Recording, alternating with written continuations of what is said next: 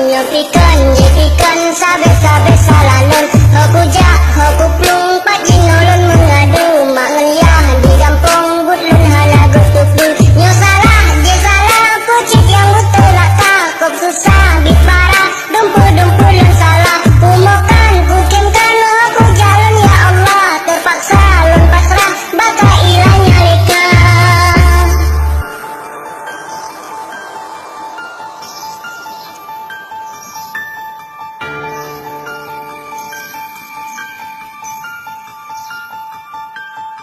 Nyo hanjut je hanjut kucik yang ulun kubur nyopikan jepikan sabe-sabe salah lun